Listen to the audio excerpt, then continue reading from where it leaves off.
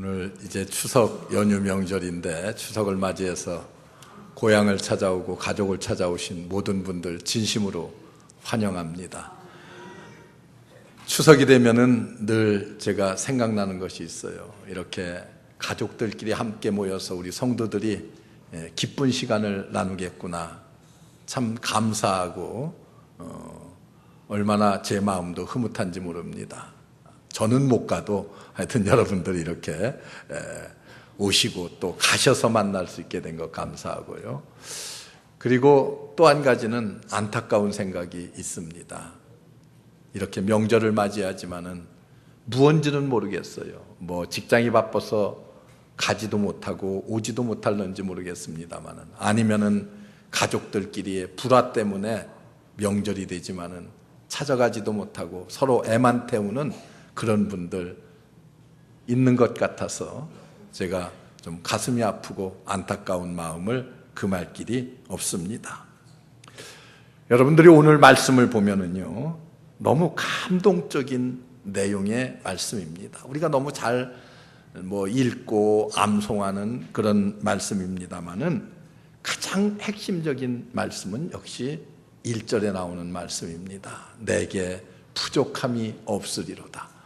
하나님께서 우리에게 모든 것 풍요롭게 해주심으로 부족함이 없으리로다. 사람들의 관심은 다 여기에 있습니다. 이 성경을 읽으면은. 그런데 사실 이 성경의 핵심은 부족함이 없다는 데 있는 것이 아닙니다.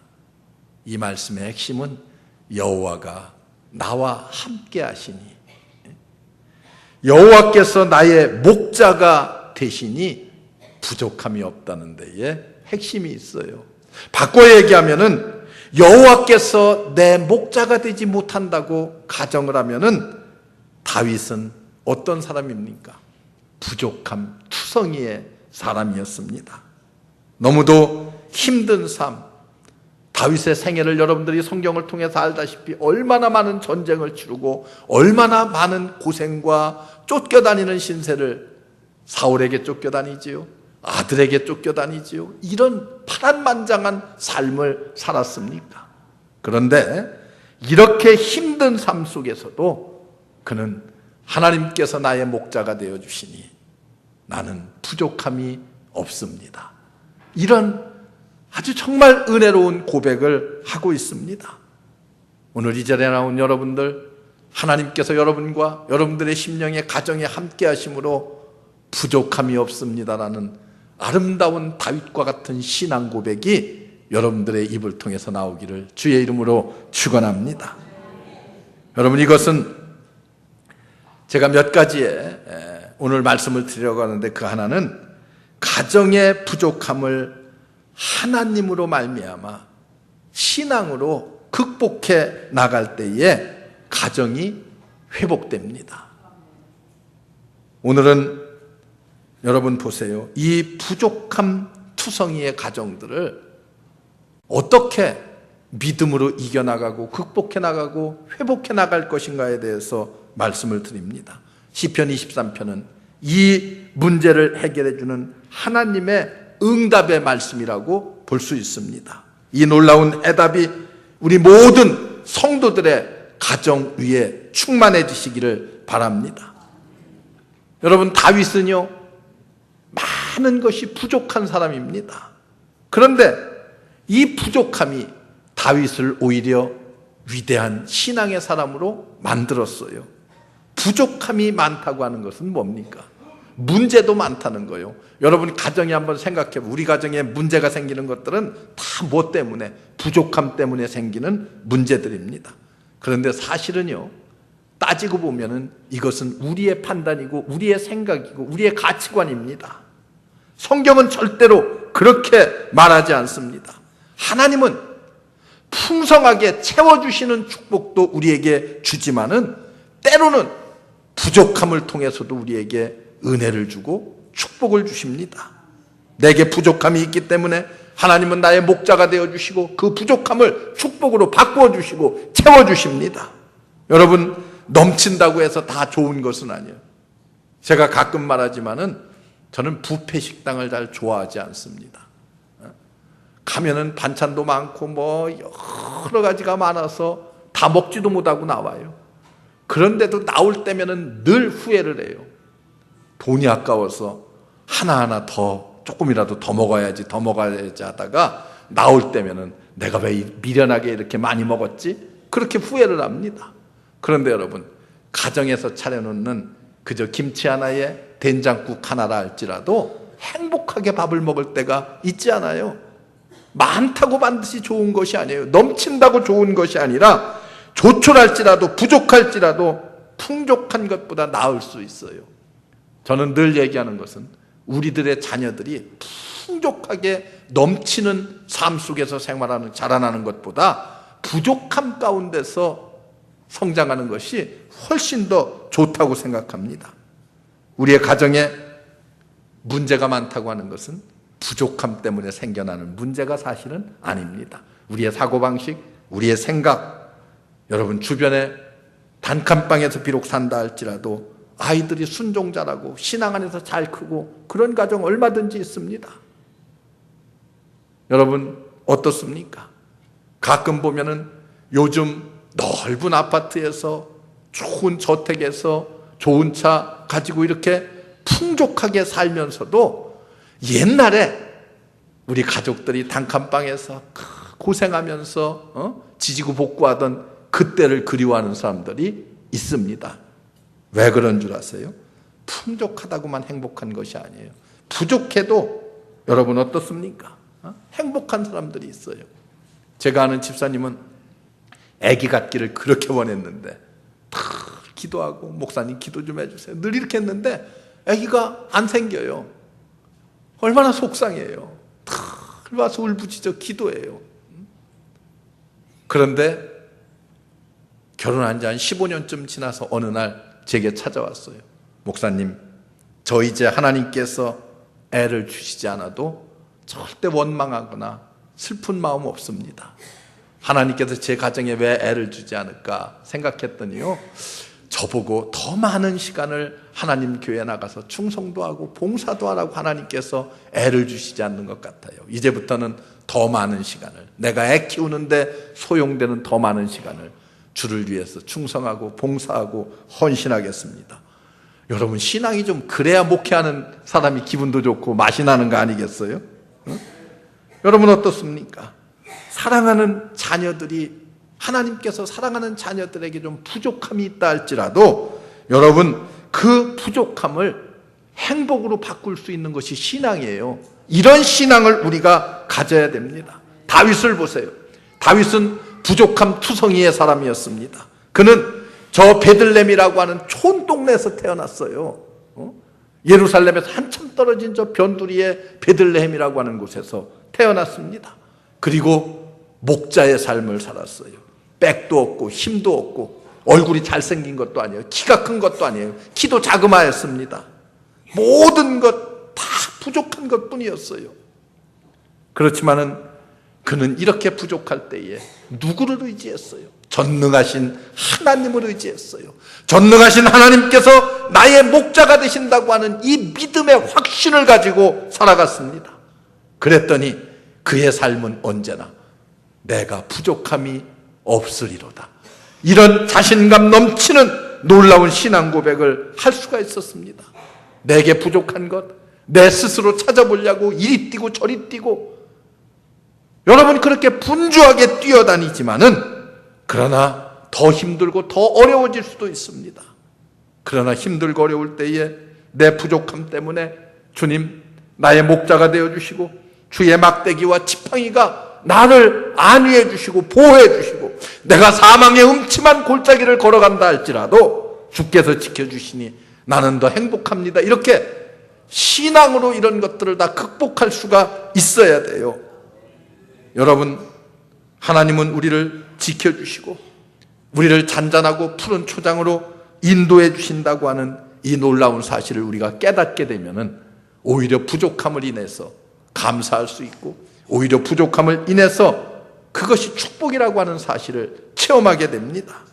저나 여러분들 이 부족함 때문에 근심되고 걱정되고 낙심되는 일들 있다 할지라도 힘들지라도 그렇게 생각하지 말고 이제는 오 주님, 이 순간 하나님을 나의 목자로 모십니다. 이 목자 대신 하나님 때문에 나는 이제 부족함이 없나이다 고백하면은 하나님께서 그 부족함 때문에 여러분들의 삶을 행복한 삶으로 바꾸어 주실 줄로 믿습니다. 부족함도 이렇게 신앙으로 바꾸면 행복한 가정을 만들 수가 있지만은 또 넘쳐나는 것도 여러분 우리에게 고민이 될 수가 있어요. 우리에게 주시는 것 중에 뭐가 있습니까?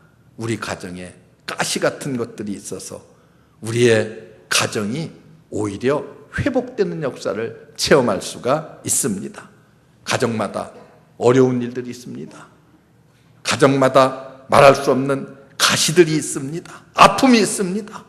바울에게도 그랬고 모든 사람들이 다 그래요. 어느 집은 남편 때문에, 어느 집은 자녀 때문에, 어느 집은 고부간의 갈등 때문에, 어느 집은 며느리 때문에, 자식 때문에 여러분 그 찌르는 가시와 같은 아픔들을 안고서 살아가는 가정들이 있습니다. 그런데 기억하세요. 하나님은 어느 가정이라도 100%의 만족함을 주는 그런 가정은 없습니다. 기쁨도 주시지만 때로는 아픔도 주시고 눈물도 주십니다. 그런 하나님을 여러분들이 발견할 수 있어야 돼요. 하나님이 주시는 눈물, 하나님이 주시는 이 가시는 오히려 내 자존심을 하나님께서 꺾어주시고 나로 하여금 겸손하게 하나님 앞에 나와 엎드릴 수 있는 그런 축복의 기회를 만들어주는 것이라고 생각하면은 그것이 축복의 통로가 될 수 있습니다. 우리 인생의 삶 속에서 모든 것 다 갖기를 원해요. 풍성해지기를 원하지만은 그러나 가정마다 건드릴 수 없는, 뽑아낼 수 없는 그런 가시들이 있습니다. 그것 때문에 우리에게 주시는 하나님의 은혜를 우리는 오히려 체험할 수가 있어야 돼요. 다윗을 보세요. 다윗에게 가시가 무엇이었습니까? 압살롬이라고 하는 아들이 있었습니다. 얼마나 배은망덕한 자식이요. 아버지의 왕위를 빼앗기 위해서 왕궁의 군사를 일으켜서 쳐들어와서 아버지가 맨발로 도망가는 이런 아주 폐륜하였습니다. 그런데 그 아들도 어떻게 해요? 다윗에게 있어서는 뽑을 수 없는 가시였어요. 나중에 이 아들이 죽었을 때에 다윗은 어떻게 합니까? 땅을 치며 통곡하고 압살롬아, 압살롬아, 내 아들 압살롬아, 이렇게 우는 모습을 여러분들이 성경을 통해서 볼 수가 있습니다. 가시는 찌르는 아픔만 주는 것이 아니에요. 그로 인해서 그 가운데서 하나님을 찾게 하고 하나님을 보게 하고 하나님의 음성을 듣게 하고 그리고 하나님을 전적으로 의지하게 만들어주는 것, 이건 오히려 우리에게 축복이 될 수 있습니다. 하나님을 나의 목자로 삼고 부족함이 없다고 하는 그런 고백을 하는 축복의 자리로 우리를 이끌어주는 것이 모든 것이 풍족해서 그런 것이 아닙니다. 부족할 때 그리고 오히려 아픔과 가시가 있을 때에 그런 것들로 인해서 우리를 그렇게 만듭니다. 역설적으로 말한다고 하면은 가시 때문에 바울은 하나님의 더 깊은 은혜를 체험했어요. 3층 천을 오르락내리락 하는 하나님의 은혜를 체험합니다. 아마도 여러분의 가정에 부족함이 없고 가시 같은 것들이 아픔이 하나도 없었다고 하면은 아마도 이 자리에 겸손히 하나님 앞에 나와 있지 못하는 그런 사람들도 있을 것입니다. 우리 교회도 그런 가시를 안고 그 아픔 속에서 눈물을 흘리는 성도들이 많이 있습니다. 그런데 여러분 기억해야 돼요. 가시도 하나님이 주시는 것입니다. 그 가시가 남편이 되든 아내가 되든 시어머니가 되든 며느리가 되든 자식이 되든 간에 여러분 뽑으려고만 생각하지 말고 그 안에서 신앙으로 우리가 깨어있기만 하면은 그것이 오히려 하나님께서 내게 주시는 축복이 될 수 있습니다. 가시 가운데서 하나님이 주시는 행복을 누릴 수 있어야 돼요. 이것은 신앙을 가진 사람에게만 주는 특권입니다. 세상 사람들은요, 이런 어려움이 있으면 그것을 행복으로 전환하는 방법을 몰라요. 그러나 믿음의 사람들은, 신앙의 사람들은 그것을 축복의 통로로 만들 수 있는 그런 특권들을 믿음 안에서 가지고 있습니다. 다윗은 보세요. 5절을 보세요. 가시와 같았던 그 원수들의 목전에서 하나님께서 그에게 뭘 베풀어요? 상을 베푸시고. 여기 상은 늘 말씀드립니다마는 상장이 아니에요. 밥상입니다. 밥상. 진수성찬이요. 하나님께서 원수들의 앞에서 내게 진수성찬을 베풀고 먹게 하시며 기름을 머리에 부으신다. 뭐요? 하나님의 성령으로 채워주시니 내 잔이 넘치나이다. 여러분, 다윗의 위대한 고백, 여러분들의 고백 되시기를 주의 이름으로 축원합니다. 부족해도 가시가 있어도 잔이 넘치는 하나님의 은혜를 체험합니다. 그래서 결국은 그 입술을 통해서 내게 부족함이 없으리로다, 내 잔이 넘치나이다, 이런 행복한 고백을 우리의 가정에서 날마다 할 수 있어야만 됩니다. 여러분, 가정의 부족함, 가정의 가시와 같은 불편함, 이런 것들 때문에 불평하지 마세요.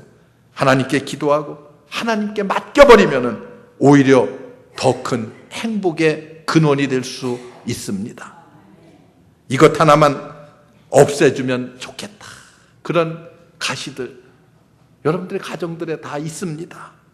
그러나 그 가시라고 하는 것은요, 내게 꼭 손해만 입히는 것이 아님을 알아야 됩니다. 내 잔이 넘치나이다 할 수 있는 그런 자리에 이르기까지 기다리세요. 강제로 뽑으려고 생각하지 마세요.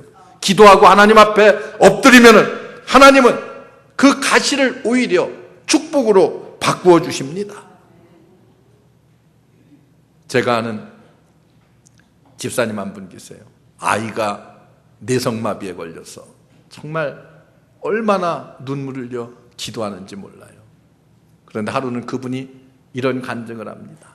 처음에는 이 아이가 태어났을 때에 얼마나 많은 고민을 하고 걱정을 하고 염려를 하고 우리 가정에 왜 이런 어려움을 주시는가 원망도 했다는 거예요. 그런데 시간이 지나면서 그 아이를 중심으로 해서 그 아이의 형도 그리고 아내도 남편도 하나가 되어가는 모습, 신앙으로 하나가 되어가는 모습을 시간이 지나면서 발견하고, 야, 이 아이는 하나님께서 우리에게 가시로 준 것이 아니라 하나님께서 우리에게 보물로 주신 것이다라고 깨닫게 되고, 그리고 지금은 너무나도 행복한 가정을 이루어가고 있다는 그런 간증을 하는 것을 들었습니다. 여러분, 이런 축복이 여러분과 함께 해야 돼요. 가시를 가시로 생각하지 말고 하나님이 내게 주시는 축복의 통로라고 생각하면 은혜가 될 수밖에 없습니다. 그리고 여러분, 또 한 가지 우리가 오늘 말씀을 통해서, 다윗을 통해서 깨달을 수 있는 것은, 나의 능력이 없음을 깨닫게 될 때 우리는 어떻게 돼요? 내가 의지할 곳은 하나님밖에 없다고 하는 사실을 깨닫게 됩니다. 나의 불완전함을 깨달으면요, 나의 능력 없음을 깨달으면은 하나님을 의지하게 됩니다. 사람들은 나는 왜 이럴까? 우리 집은 왜 이럴까? 우리 집은 왜 이렇게 못 살까? 우리 애들은 왜 이렇게 공부를 못 할까? 그건 너무 걱정하지 마세요. 다윗을 보세요. 시골 출신, 그리고 목동 출신, 가진 것 없고 키도 작았어요. 그 형들은요, 키가 크고 얼굴이 잘생겨서 준수했다고 그랬어요. 그런데도 하나님은 이스라엘의 왕을 뽑을 때에 어떻게 했습니까? 그 형들을 다 아니다, 아니다, 아니다 했어요. 그리고 너에게 아들이 없느냐? 그랬더니 아예 아버지 이새의 마음에는 생각지도 않았던 저 들에서 양을 치고 있는 어린 아들 다윗이 있나이다. 그를 데려오라. 그를 데려왔을 때 하나님께서 이 사람이 내가 택한 왕감이라고 말씀을 합니다. 여러분 어떻습니까? 모든 것이 부족했어요. 완전하지 못했어요. 오늘날 많은 사람들이 완전하기를 원합니다. 그런데 하나님은 오히려 불완전하기 때문에 누리는 축복과 행복이 그 안에 숨어 있다고 하는 것을 알아야 돼요. 현대인들은 뭘 좋아해요? 완전한 것 좋아합니다. 행복도 완전해야 되고, 사랑도 완전해야 되고, 제품도 완전해야 돼요. 완전한 제품, 그래야지만이 만족합니다. 그런데 하나님은 때로 50%, 30%밖에 완전함을 주지 않습니다. 나머지는 다 불완전합니다. 가족을 볼 때에 남편이 불완전해요. 아내가 불완전합니다. 자식들이 불완전합니다. 그러나 여러분, 이렇게 불완전할 때에 하나님을 의지하면 하나님께서 그 불완전함을 채워주십니다. 여러분 어떻습니까? 결혼을 왜 합니까? 사람들은요, 완벽한 사람을 내 신랑감으로, 내 아내로 맞이하려고 그래요. 완벽한 사람끼리 만나면요, 싸움밖에 할 것이 없습니다. 예? 여러분, 서로의 부족함, 남편의 부족함을 아내가 채워주는 것이고 아내의 부족함을 남편이 채워주는 거예요. 이게 가정입니다. 이게 결혼이에요. 요즘 결혼을 해서 이제 애들을 많이 안 나니까 뭐 앞으로 몇백 년이 지나면 한민족은 멸종될 것이라는 그런 보고서를 요즘 내놓고 있는데, 그래서 다시 대두되는 것 중에 하나가, 야, 인간을 이제는 복제해서 만들어내자는 거예요. 요즘 뭐 개도 복제하고 돼지도 복제하고 그러잖아요. 우수한 인자들만 뽑아서, 아주 우량 인자들만 뽑아서 아주 우수한 인간들만 이렇게 대량 생산을 해내자는 얘기들이 아주 심심찮게 나오고 있습니다. 그런데 여러분, 이렇게 완벽한, 머리도 좋고 잘생기고 이런 완벽한 인간을 만들어서 대량으로 생산해서 우리나라에 인구를 채워놓으면요, 우리나라는 다 똑똑한 사람으로 행복해질 것이라고 생각합니까? 절대로 그렇지 않습니다. 이것은 아주 참담한 재앙을 불러올 것입니다. 여러분 보세요. 학교에는요, 1등 하는 사람도 있어야 되지만 꼴찌하는 애도 있어야 돼요. 다 1등만 하면 어떻게 되겠어요? 학교는요, 나라는요, 정치하는 사람도 있어야 되지만 또 사업하는 사람도 있고 뭐 학자도 있고 예술가도 있고 이런 다양한 사람들, 여기에는 뛰어난 재주를 가졌지만 또 이런 점에서는 많이 부족한 사람, 이런 사람들이 어울려서 함께 사회를 만들어가고 이끌어가야지만 이 사회가 아름다워질 수가 있는 것입니다. 그런데 모든 것을 완벽하게 갖춘 사람들만 찾으려고 합니다. 인간적 완전함이라는 것이 행복의 기준도 될 수가 없어요. 행복의 조건도 될 수가 없습니다. 우리는 분명히 이것을 알아야 돼요. 완전한 것을 요구하니까 그 뒤에 따르는 것은 엄청난 재앙이 뒤따른다고 하는 사실을 여러분들이 기억해야 됩니다. 내가 좀 부족하다는 것, 내가 좀 불완전하다는 것, 이것이 오히려 행복을 누릴 수 있는, 하나님께서 우리의 부족함을 채워주심으로 축복의 통로가 된다고 하는 사실을 여러분들이 기억해야 됩니다. 창세기를 보세요. 하나님께서 아담을 만드시고, 그리고 하나님께서 또 아담의 혼자 독처하는 것이 쓸쓸해 보이고 불쌍해 보이니까 아내 하와를 만들어 주셨습니다.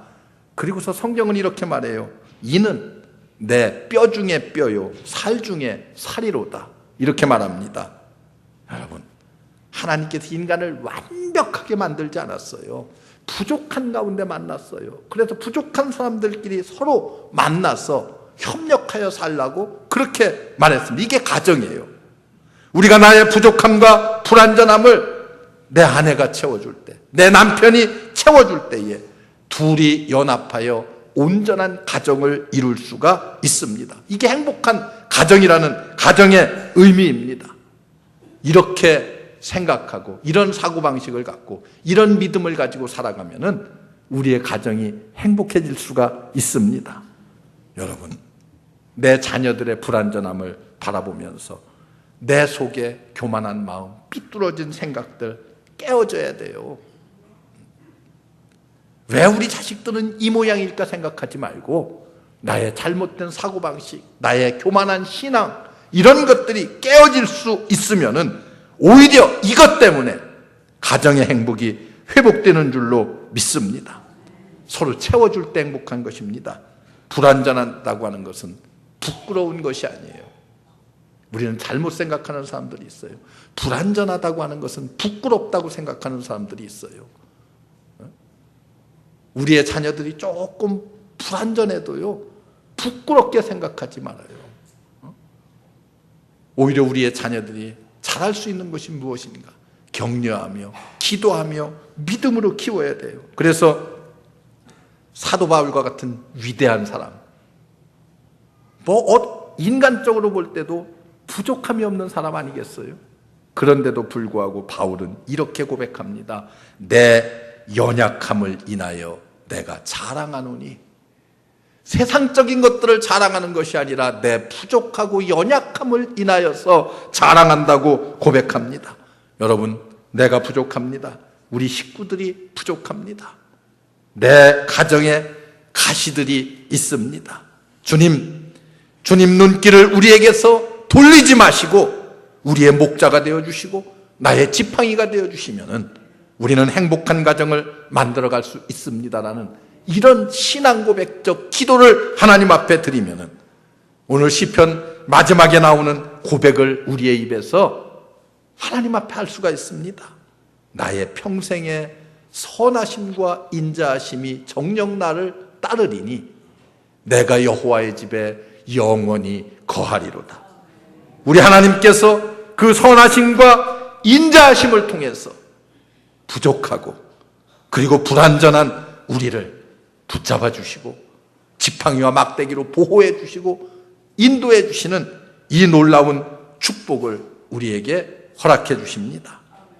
여러분, 부모는요, 자식들이 병들고 자식들이 못 살고 자식들이 좀 부족하다고 생각할 때에 그 자식에게 어때요? 가장 마음이 쏠리는 거 아니겠어요? 가장 마음이 쏠리는 거예요. 어느 부모라도 다 마찬가지예요. 여러분들이 부족하면 부족할수록 하나님은 여러분들에게 더 깊은 관심을 갖게 됩니다. 눈길을 돌리지 않습니다. 여러분, 부족하고 불완전한 가시가 있는 가정, 오늘 말씀을 생각하면서 우리도 다윗같이 내 잔이 넘치나이다, 내가 부족함이 없나이다, 하나님으로 인해서 이런 고백할 수 있는 여러분들 되시기를 주의 이름으로 축원합니다. 여러분, 기억해 보세요. 우리 예수님 이 땅에 왜 오셨습니까? 우리 예수님 이 땅에 오셔서 누구를 주로 찾아다니셨습니까? 불완전한 사람들을 찾아다니셨습니다. 의롭다 하는 자들을 찾아다니지 않으셨어요. 오히려 그들을 책망하셨습니다. 불완전한 사람들 속에 오셔서, 병자들 속에 오셔서 병자들을 치료해 주시고요, 죄인들 가운데 거하시면서 많은 사람들이 손가락질을 할 적에도 죄인의 집에 거하시면서까지 그들이 회개하고 구원받고 하나님께 돌아오기를 원하시는 주님, 이게 우리 주님입니다. 그리고 마지막은 어땠어요? 불완전한 우리들을 구원하기 위해서, 죄인을 구원하기 위해서 십자가를 지셨습니다. 여러분, 이게 복음이에요. 복음이 뭐예요? 불완전한 우리를 완전한 하나님의 자녀 삼으시기 위해서 십자가를 진 예수 그리스도, 이것이 복음입니다. 이것이 구원이고 이것이 하나님이 우리에게 주시는 놀랍고 위대한 축복입니다. 지금 이 순간도 내가 부족함이 없으리로다, 내 잔이 넘치나이다, 이 놀라운 고백이 나올 수 있는 자리까지 우리를 이끌어 주시는 그 주의 성령, 그 성령께서 여러분들의 곁에 계십니다. 여러분들을 돕기를 원하십니다. 여러분과 함께 하시기를 원하십니다. 언제나 주님 앞에 나와서 이렇게 나의 부족함을 내어놓으면 하나님은 여러분들의 부족함을 채워주실 줄 믿습니다. 우리 모든 성도 여러분들, 여러분들의 입에서 언제라도 내 잔이 넘쳐납니다, 내가 부족함이 없습니다, 하나님으로 인해서 내가 부족함이 없습니다, 나를 구원하신 십자가에 달려 돌아가신 예수 그리스도로 인해서 나는 언제나 즐겁고 기쁜 구원의 감격을 누립니다, 고백하는 여러분들 되시기를 주의 이름으로 축원합니다. 기도하겠습니다. 은혜로우신 하나님, 감사합니다. 우리를 부르시고 우리에게 구속의 은혜를 주시니 감사합니다. 우리 모든 성도들 심령 오늘도 주님이 친히 함께하여 주시어서 부족함을 채워주시고 연약한 가운데도 주님 의지하게 하시고 겸손히 주님을 섬길 때에 주님께서 주시는 그 놀라운 은혜의 기쁨과 감격들로 풍성케 하여 주옵소서. 예수님의 이름으로 간절히 기도하옵나이다. 아멘.